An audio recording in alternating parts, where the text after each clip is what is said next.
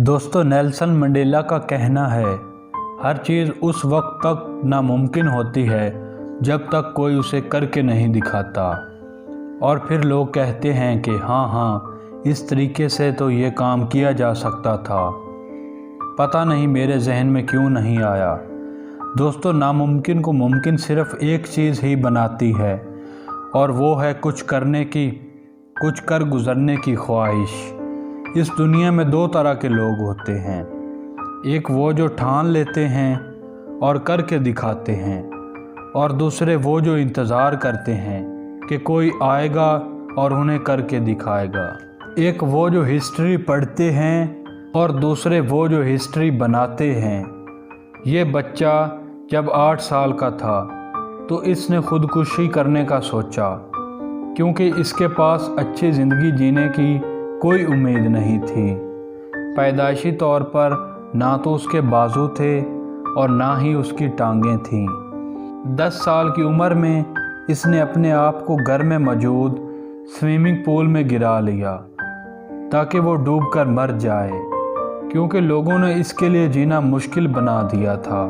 School में इसके class fellows इसे बेकार और नकारा समझते थे, इसे अजीब अजीब नज़रों से देखते थे। लोगों की नज़रों में उसके लिए तरस और हमदर्दी होती थी।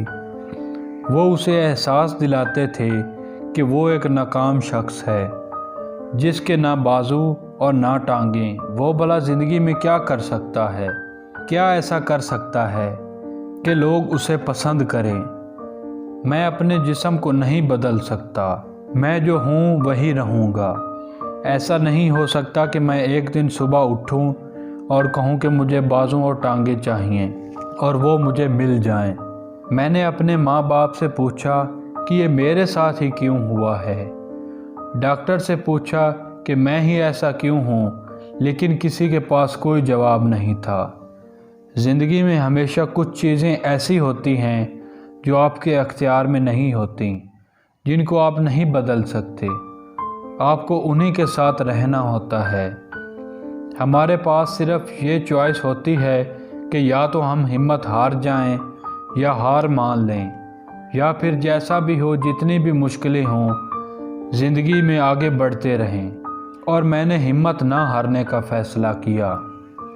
अगर आप गिर जाएं और हार मान लें कि अब आप नहीं उठ सकते, तो क्या आप कभी उठ पाएंगे?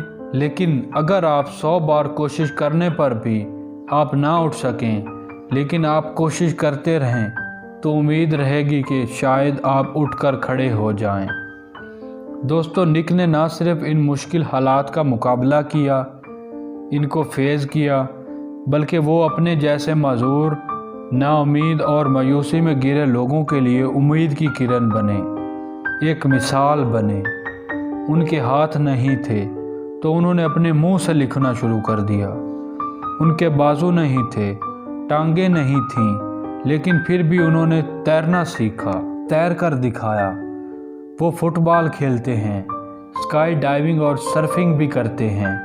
उन्होंने ज़िंदगी में वो करके दिखाया जो हम जैसे हाथ और पाँव रखने वाले लोग नहीं कर सके। उन्होंने सिर्फ 17 साल की उम्र में लाइफ विदाउट लिम्स के नाम से एक नॉन प्रॉफिट ऑर्गेनाइजेशन बनाई। 19 साल की उम्र में उन्होंने अपनी पहली मोटिवेशनल स्पीच की। उन्होंने 10 से ज़ायद किताबें लिखी हैं। वो एक मोटिवेशनल स्पीकर के तौर पर 40 से ज़ायद मुल्कों में सफ़र कर चुके हैं। जीने की, कुछ करने की उम्मीद बांटते रहते हैं। दोस्तों, निक की ज़िंदगी हमें ये सबक देती है कि हालात चाहे कितने भी मुश्किल क्यों ना हों, रास्ते बनाने वाले रास्ता बना ही लेते हैं। अगर वो इंसान जिसके ना बाजू हैं और ना टांगें, अगर वो एक कामयाब ज़िंदगी जी कर दिखा सकता है, तो फिर हमारे पास क्या बहाना बचता है।